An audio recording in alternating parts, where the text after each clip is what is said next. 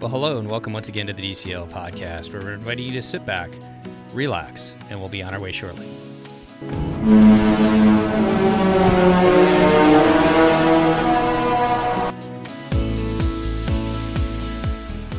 Well, welcome back to the DCL podcast, and we today are going to go back across the Atlantic to Papenburg, Germany, and I would like to welcome back to the show Florian Feynman. How are you today, Florian? Hi, Steve. I'm fine. Thanks for having me again. Definitely. And how are things over there in Deutschland today? Oh, it's not as rainy as in the last days. So good news. I just had my last exam at university and now some holidays. Well, congratulations on that. And then I know you're going into your thesis, and that will be kind of a busy time for you. And then from there, what are your plans, Florian? I will go back on board a cruise ship as a crew member. I did that in one of my internship semesters as well. And I will be probably back at TUI Cruises, a German cruise operator. Perfect. And I think we were just talking a little bit before we started recording here, and you will be sailing to the U.S. and maybe down to the Caribbean and Mexico, huh? Yeah. So that's the itinerary of the ship I'm currently planned for. I will be in New York, New England, Canada, Florida, Bahamas, and then down south to Caribbean, yeah. Will you go through the Panama Canal by any chance, or was it mostly just over on the eastern side? No, unfortunately, it's not through the Panama Canal. Okay. But I would love to do that. Yeah, I have to do that with a Disney ship. I'd love to do that too. Unfortunately, it just doesn't work out time frame with kids in school right now, because I think it's getting ready to leave here. I believe in April. Yeah, it goes through. So. A little earlier this year, and then they're going to be down in San Diego for some longer sailings before it goes up to Alaska. So, speaking of Alaska, let's talk a little bit about Meyer Werft this evening, and what's new there that you can talk about. It's a very good coincidence. We talked about Norwegian Bliss the last time, and the ship is almost ready to be floated out of the building hall, and last week or the week before, Norwegian Cruise Line's president, Andy Stewart, and some other people visited the shipyard. And one of them was Mr. Weiland, the artist of the hull art. So Norwegian Cruise Line is famous for their hull arts. And maybe we can talk a little bit about this artwork and how it is done at Meyer Werft. Definitely. And just to go back quick, I guess, Florian is a tour guide at Meyer Werft, and so he has the opportunity to take people through tours throughout the shipyard. That's correct? That's absolutely correct. And talking about Norwegian, yeah, that's kind of a neat thing. I know that we were on the Norwegian Getaway, and you had a chance to go on board this last summer, and its sister ship is the Breakaway, which was based out of New York. So they got a New York artist to do a New York theme on the hull. I'm not sure. It's a Florida artist, I think, that was on the Getaway. And as Florian was saying, the Bliss, its initial sailings are going to be up in Alaska. I think it was designed specifically to sail in Alaska, although it will be back in the Caribbean during the winter months. But talk a little bit about the hull work there. So let me jump in one more quick thing too. Is Weiland is the artist, and he's very famous in Hawaii and out here on the West Coast for doing. He has in Seattle. He actually has some whale paintings downtown on some of the buildings, and so his artwork is very famous out here on the West Coast and in Hawaii. So why don't we talk a little bit about how that was painted on the Norwegian Bliss? Actually, the title of the artwork is Cruising with the Whales. Okay. Perfectly fitting for Alaska. As you can imagine, it's quite difficult to put such a picture. It's an underwater world, so to speak, with whales and all different turtles and all different water animals. And actually, it's done with the aid of computers, of course, because you get a two-dimensional picture from the artist when he creates the hull artwork, but the hull is three-dimensional. So there's a computer program that is rendering all the dimensions into the form of the hull, and then you project it on the hull via lasers. Okay. So you have all the edges, and you can paint them black or whatever, and then you have some, and you just have to paint actually all the forms into the paint colors that the artist wanted to have at that form. So it sounds quite easy, but takes a lot of computer work to do. And I think they use, the number I have in mind is 350 tons of paint only for the hull artwork. Is that done by machine then, or is it done by hand, do you know? Or how do they do that once they paint it on? It's done by hand. Okay. All done by hand. And that makes it to take a little longer. So it took, I think, 3 months to do the hull artwork at Norwegian Bliss. Amazing. What amount of work just to put on that beautiful artwork. Have you seen it? Yeah, I've seen it. I was standing in front of the ship just, I don't know, 1 week before Violence visited the shipyard. Uh-huh. So it was not ready yet, but the artist himself finished the artwork at the shipyard. Yeah, I was going to ask you, does he actually paint a little bit of it, I guess? Maybe? Yeah, uh-huh. Just a little bit. Yeah. That's kind of cool. I've seen, like, when they do airplanes, it's done, when they paint airplanes, it's all done by machine. So that's kind of cool that it's done by hand on the hull of the ship. So yeah, exciting. And it's a small company in Papenburg with not a lot of employees, and they've been painting all the Norwegian Cruise Line ships built by Meyer Werft. Yeah. Wow. Does nobody else really? I mean, I guess I'm thinking like AIDA. They have some kind of different artwork on their ships too, but not quite like Norwegian, do they? No, they have a kissing mouth, just like the logo of the Rolling Stones. Okay. Quite similar, and eyes on the side of the ship, but that's not comparable. All right. Will you be there, or are you going to be able to see the float out of the Bliss when it happens? I hope to see it. It's happening either on February 17th or 18th. It's not yet sure, but somewhere in that weekend. I hope to see it. Mm-hmm. Although I've been there for I don't know how many float outs, it's always spectacular. Yeah. I really love it. Around 2 weeks later, the ship will go over the River Ems to the North Sea. I can't imagine what it's like to see a ship that big kind of floating down such a small... I mean, it's a big river probably, but just with the ship in it, it makes it look so small. Yeah, definitely.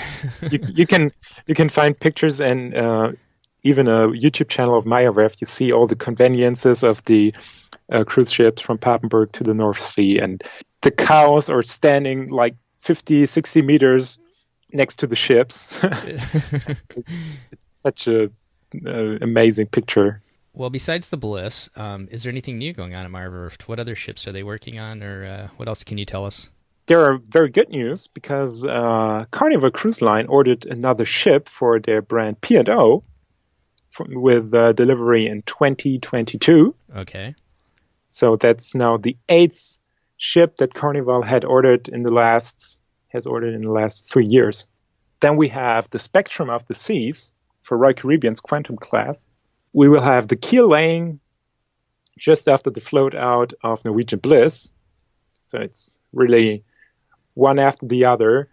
And the mega blocks have been produced already, and the floating engine room units have already been produced.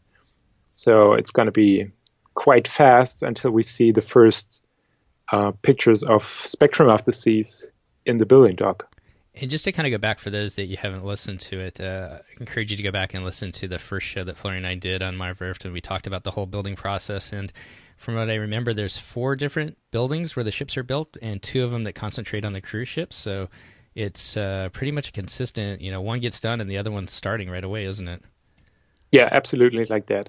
You just have to rearrange a little bit in the building docks because when the class of ships they are building differs from one ship to the other. So, for example, from Quantum of the Seas to Anthem of the Seas, no changes had to be made because it's the same class of ship.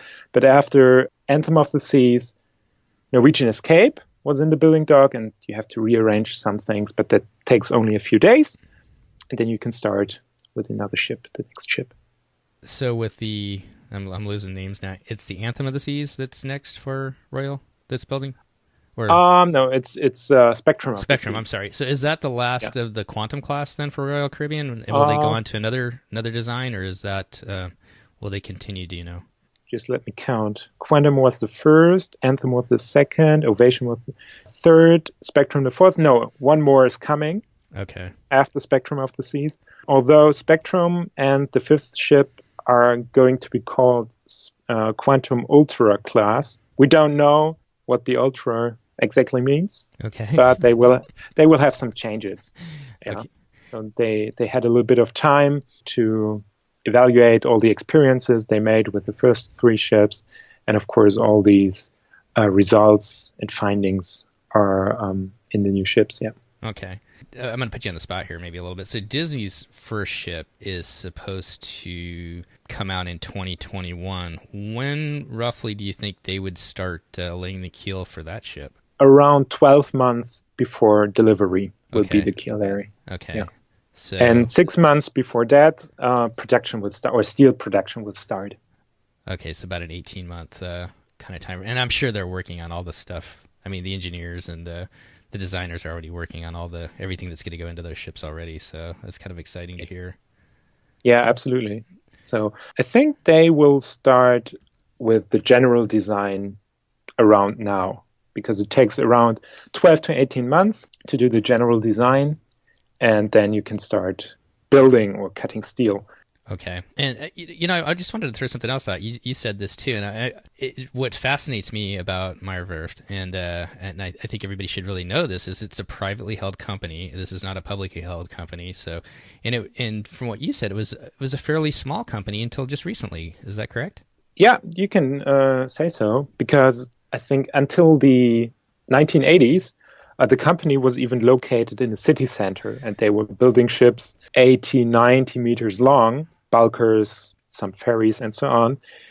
But the growth that has been happening in the last few years is amazing. Yeah, they doubled their number of employees in the last 15 years. And I think that's just kind of an amazing sequence of events to see a company just become so successful that way and really produce such quality ships. I know that I've had the opportunity to be on two of the ships that they've built, and they've got such a great track record as well. And now they are leading into, and I think one of the topics we really wanted to touch on tonight was LNG, which is liquefied natural gas. They are kind of leading the whole industry into that as well, aren't they? Yeah, that's exactly true. They've been putting a lot of effort and money into the development of LNG as a system for a fuel system for cruise ships. And they were not sure whether cruise lines would be brave enough to buy ships with this propulsion system, because, of course, it's a completely new system, it's a completely new fuel, it's a completely new infrastructure in ports that's going to be needed to fuel the ships, and so on and so on. So it was a little bit risky, but the first 8 ships or cruise ships with LNG will be built by Meyer Werft. Yeah, it's kind of amazing.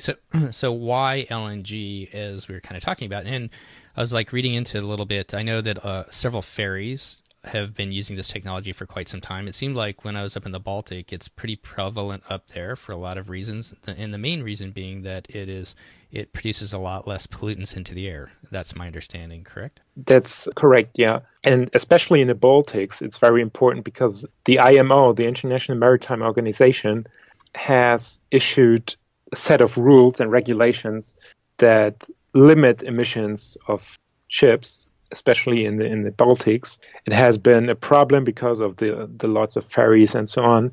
So they were one of the first so-called full emission controlled areas. Okay. So in the beginning it was about sulfur, and now they're called emission control areas. So you can only operate your ship in these areas when you operate in these emission limits, and you can do that best with LNG.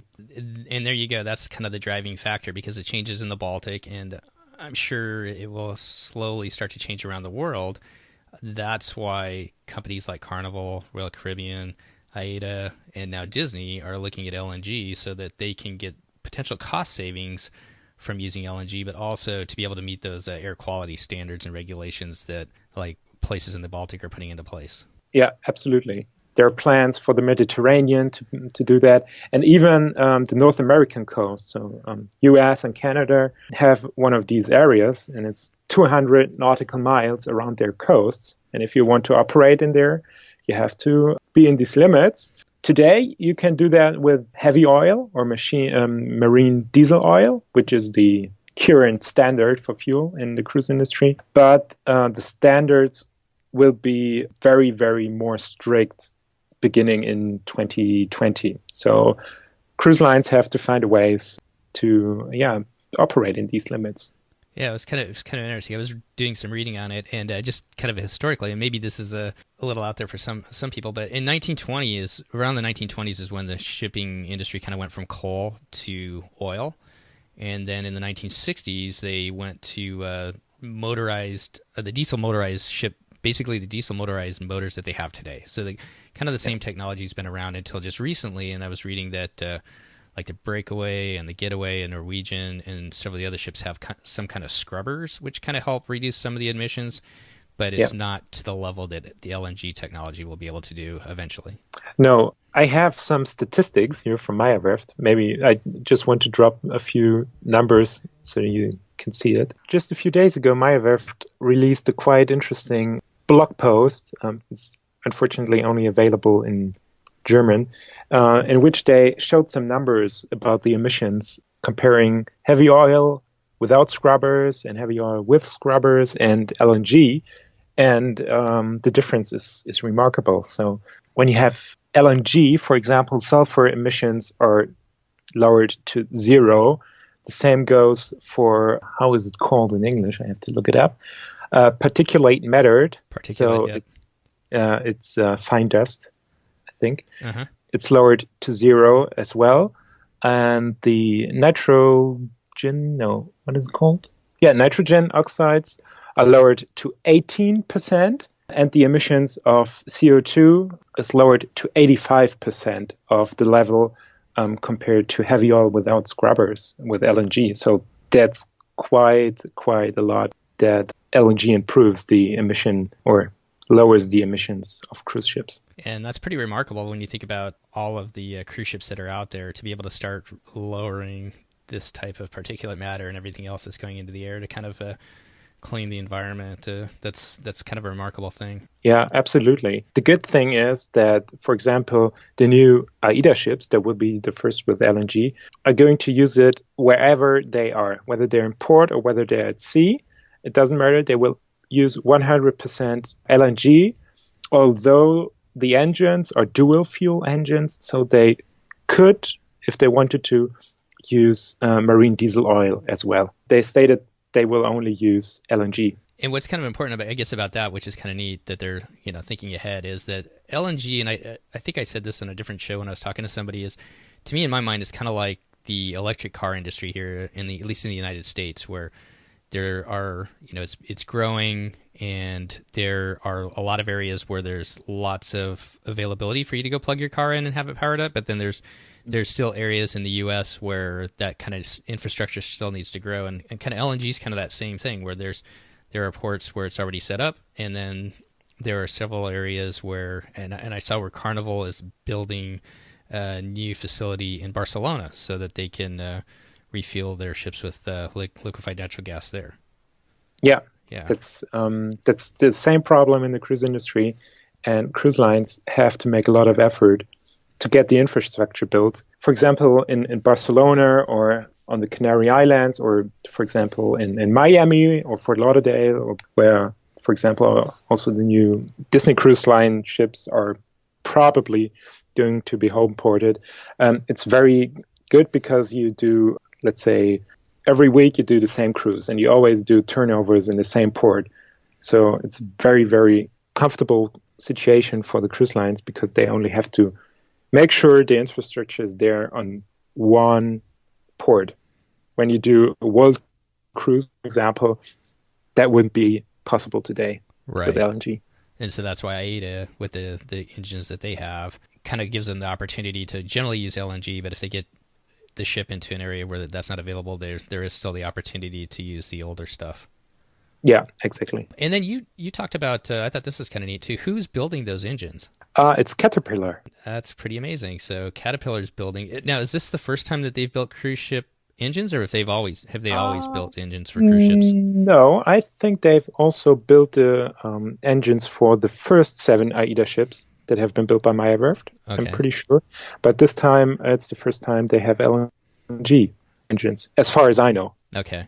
And because I'm just kind of curious about this because I'm doing my aviation geek stuff here. Because like really, there's GE makes engines, and I'm trying to Rolls-Royce makes engines those are generally the two big companies that make engines for airlines. And is it the same thing in the cruise industry? Do you know? Is it predominantly Caterpillar, or are there several different engine makers or companies out there? There are not even a handful of engine manufacturers. There's Caterpillar. There is MAN from Munich in Germany. Uh-huh. There is Wärtsilä from Finland, and that's almost it. Mm-hmm. So it's kind of the same thing where you've got specialized companies that really have the technology and the ability to do something like that. Yeah, absolutely. Well, cool. And it's the cruise line that decides which engine manufacturer is going to deliver the engines for their ships. It's not the shipyard. Right. Yeah, and I think that's kind of interesting too, because each ship, the cruises, each cruise company can decide what they want to put onto the ship, and then Meyer Werft just does it. Yeah. Anything else you can think of talking about LNG today that we haven't touched on? That's kind of a neat topic, and kind of neat to see how things are changing. Maybe not LNG, but the next big thing is already coming. Okay. It's fuel cells. Royal Caribbean ordered a class of ships at Meyer Turku, the Finnish subsidiary of Meyer Werft, and it's the Icon class, has been ordered 1.5 years ago. And they're going to use fuel cells for the hotel operations when the ship is in port. So the fuel cells are as powerful as they need to be to power the whole ship when it is in port. I guess, can you explain what a fuel cell is? Is that like a battery, or? Kind of. Okay. I couldn't even explain it in German. Okay. It makes it even worse in English. It's very difficult. I have to ask the engineers. Okay. But I guess that once again, that's like for the cruise industry or for the cruise lines, not having to rely and pay for power through the port, I guess. Yeah. By using the fuel cells and maybe a little bit more. And it also is a topic of emissions, because the only emission of a fuel cell is water steam. Okay. Yeah, and when I was reading about LNG, which is kind of interesting too, is like LNG is kind of this new technology. Well, it's not new, but it's the new technology for the cruise industry. And really, it's just kind of a stepping stone to where they want to go, which is, I believe, fuel cells as well. Or it's kind of like an internal combustion engine, and that's way above my level as far as totally understanding that. So that there's hardly any emissions at all, carbon emissions. Yeah. Exactly. So pretty interesting stuff. Well, cool. Anything else going on at Meyer Werft that you can talk about, Florian, that we haven't touched on yet? No, I think so far we have covered all the recent topics and news. Uh-huh. Well, interesting. So man, what an exciting company. If you haven't done so, I really highly encourage, as Florian said, to go to their website. They've got all kinds of videos on there to see how the ships are built, kind of see the float outs. And they have it in German, or you can toggle it to English too, so you can see it. And also, there's a lot on YouTube where you can just type in Meyer Werft and pick your favorite ship, float out, and you'll see it. It's pretty cool. Yeah, it's really amazing. It's even more amazing because in the last years, a lot of drone shots have been done at the Meyer Werft. It's even more spectacular. Oh, I didn't even think about that. That's kind of neat too. They prohibited now to fly with your drone over the harbor basin itself. Yeah, it's also a little bit dangerous, of course. And I totally understand that Meyer Werft doesn't want any drone to land on their cruise ship or something. Right, or to destroy parts of it or whatever. So I totally understand. Yeah. Still spectacular. Yeah, so go check it out on YouTube. There's some pretty cool shots. And my guess is probably Meyer Werft probably could hire somebody out that's a professional that can take some shots that they can trust rather than somebody else. Yeah, absolutely. They usually use a small airplane to do that. Okay.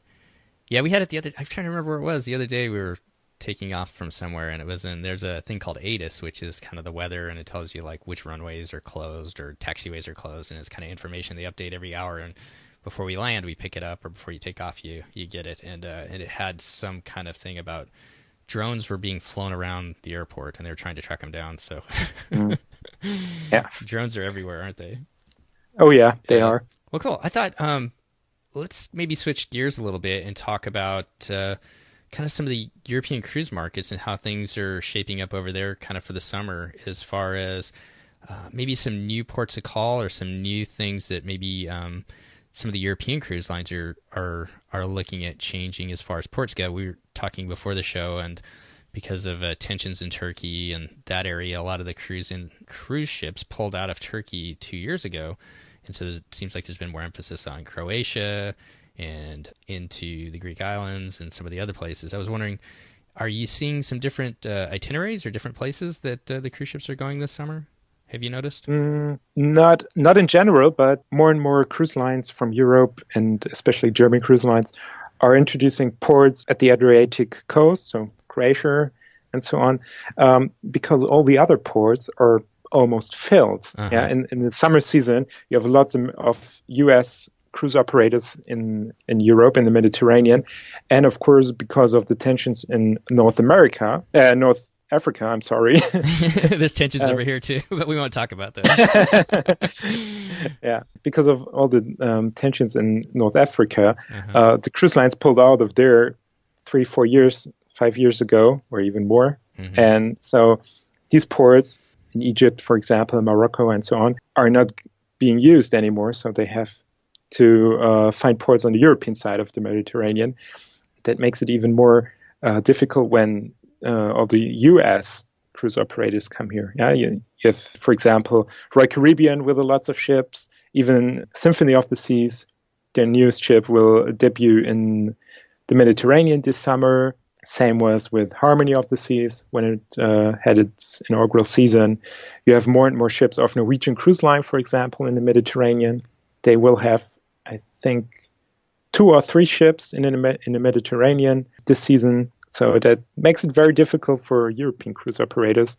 And they try to find smaller ports, but of course they still have to fit in there with their ships. So. Right. What do you get the sense as far as, or what's your sense as far as wanting to cruise Europe since you live there? Is that exciting to most people, or would you rather be able to go to, something maybe a little bit more exotic like North Africa, or like down to Turkey back when they were going down there, and hopefully they'll go again soon. But yeah. What's your kind of sense? Do people like? I personally would absolutely love to see the Greek Isles, for example, but I think most people would like to see these more exotic routes as well, or itineraries as well, because more and more Germans taking the 2nd, 3rd, 4th, 5th cruise, and whenever you want to avoid a long-haul flight, you have to stay in Europe, and when you have seen all the ports in Europe, it becomes boring, of course. So right.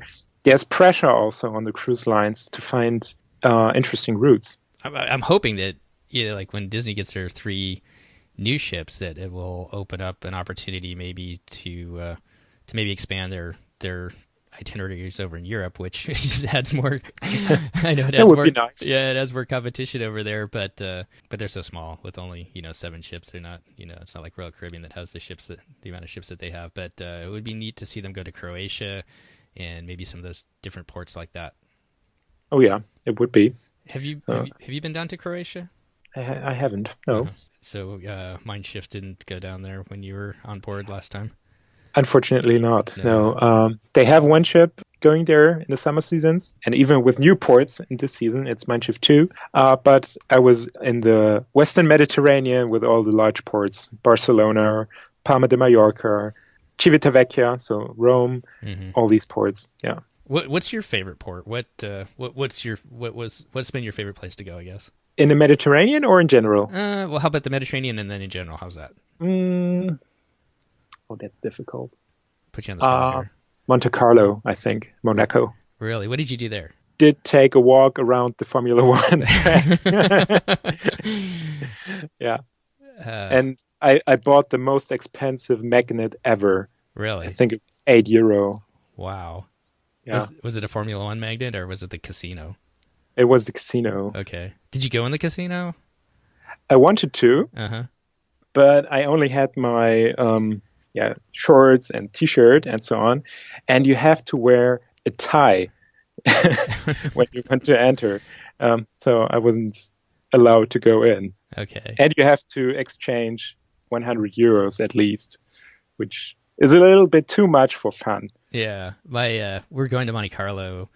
That's one of the ports that we stop in, and I was looking at like the different port adventures, and I think it'd be kind of cool to go see the casino, but with the kids, yeah, well, they won't let the kids in anyways, but it'd be kind of cool to go see it. I guess I think of James Bond. I don't know if you've ever watched those movies or not. Yeah, it makes you feel like James Bond a little bit yourself. Yeah, that's what I kind of think about when I think about Monte Carlo. So, okay, so what about just in general then? What has been your favorite, maybe outside of the Mediterranean?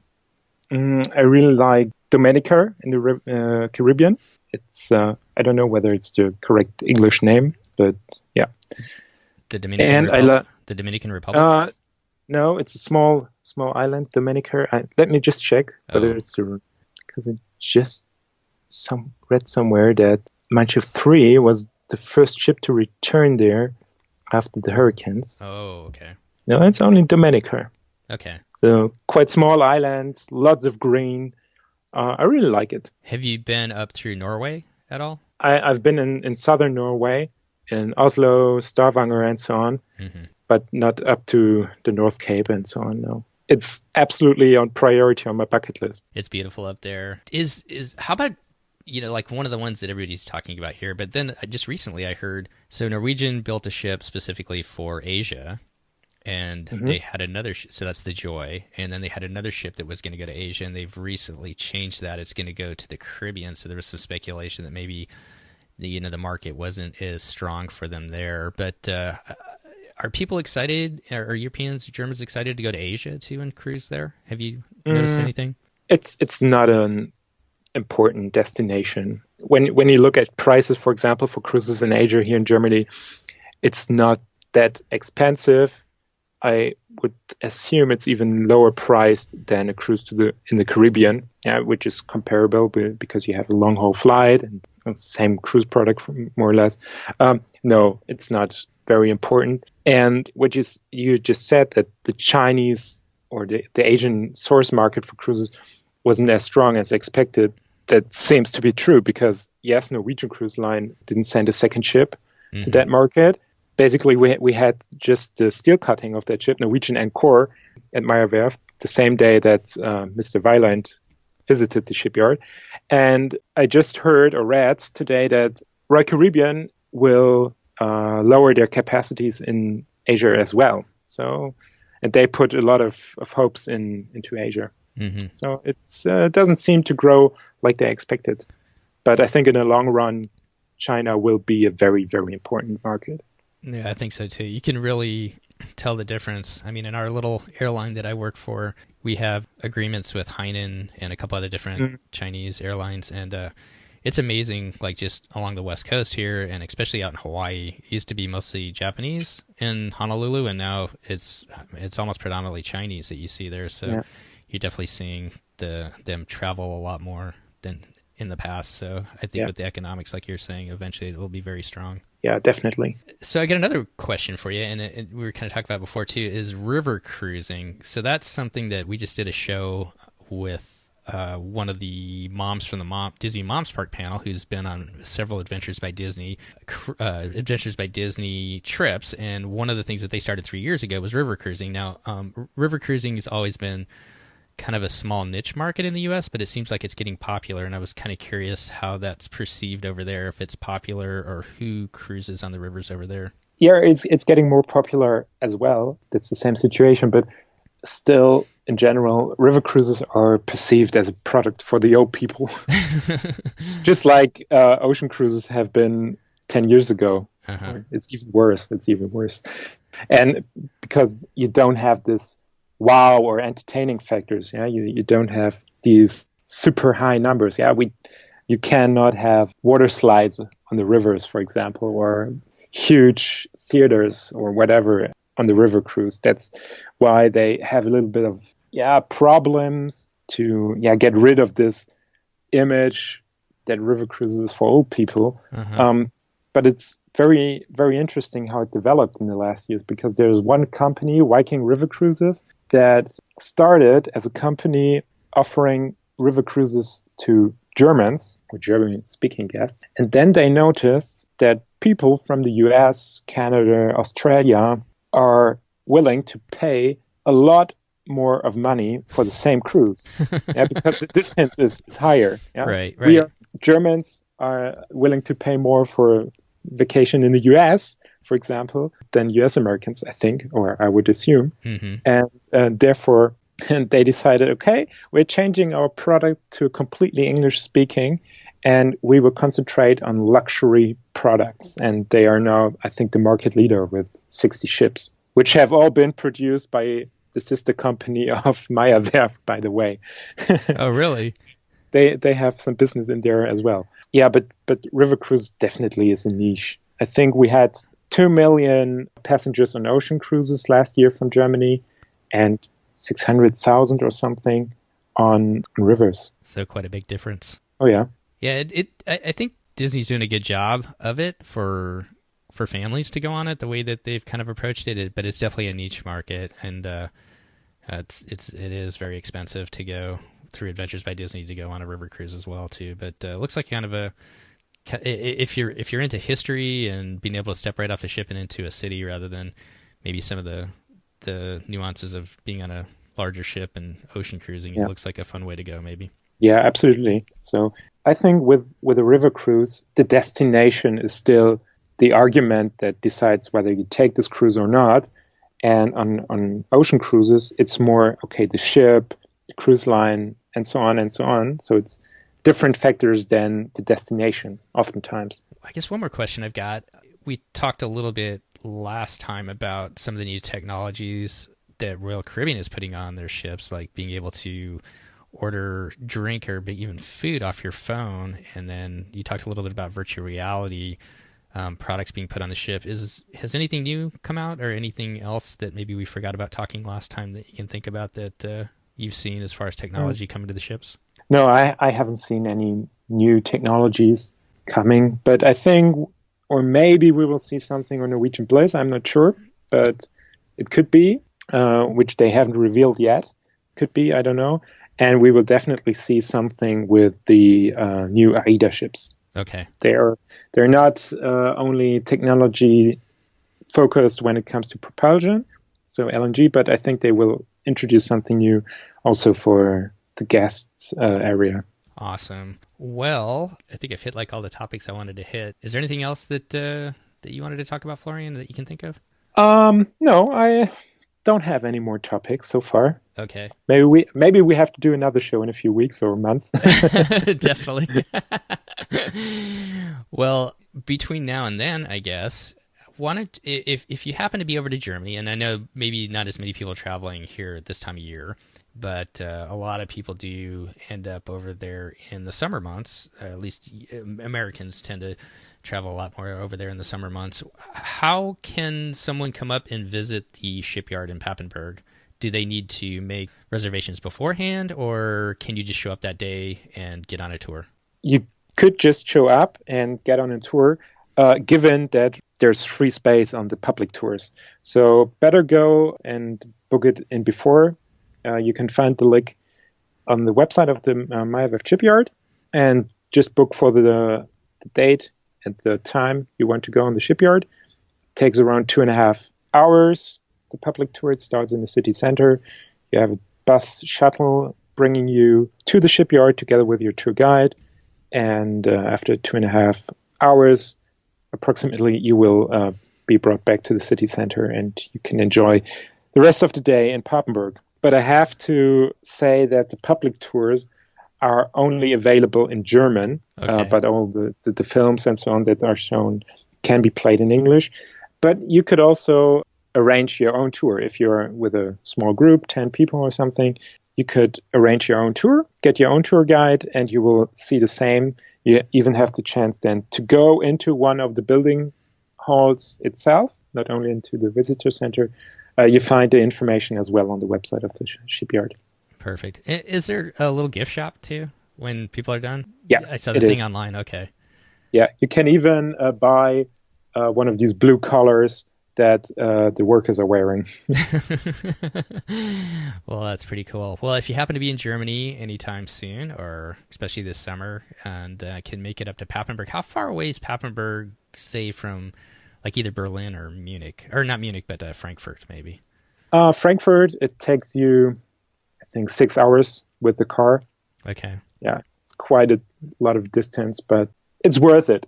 Yeah, or if you happen to be on a Baltic cruise, holy cow, that would be kind of a neat thing to do as well if you're up in that region. So, well, thanks again, Florian, for coming on today. I really appreciate you coming on and talking about LNG and kind of giving us a different perspectives of kind of like what Europeans and Germans like to do when they travel as well, and kind of updating on us what's going on at Meyer Werft.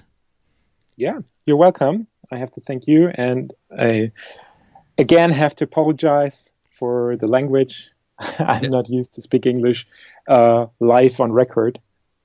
No apologies. You do an awesome job. As I said last time, you speak English a lot better than I do German. So, well, I want to wish you the best of luck as you start working on your thesis. Keep us up to date on that, and let's plan on talking again here sometime soon. And we'll just keep on, especially as we get closer to before you sail, maybe, I guess. Before when would that be? End of August. End of August. Okay. So, well, let's definitely touch base between now and then before you head out on Mein Schiff 6. Is that right? 6, yes. 6, yeah. So let's touch base between now and then and kind of update what's going on over at Meyer Werft. Yeah, I would love to do that. Perfect. Well, thanks again, and good luck on your thesis, and we'll talk to you soon. Thanks. All right. Bye.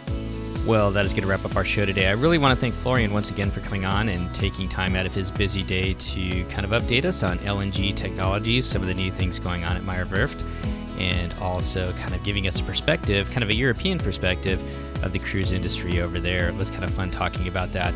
And just this week, Disney released their 2019 summer sailings, and it was kind of fun to look at where the magic is going. They are adding several new ports to their cruises this year, and I'm sure a lot of that is a response to just how busy it's getting over there in the Mediterranean, and also trying to bring all of us who cruise DCL kind of some different ports and some different opportunities when you go over there and sail the magic in the summer. So I also want to take this opportunity to thank each and every one of you who've listened to this show, not only just for listening to it, but we've kind of given it, kind of put it out there. If you'd like to come on and share your experiences, we would love to have you. And that is true today, and it will be true going forward. Christy and I we love podcasting.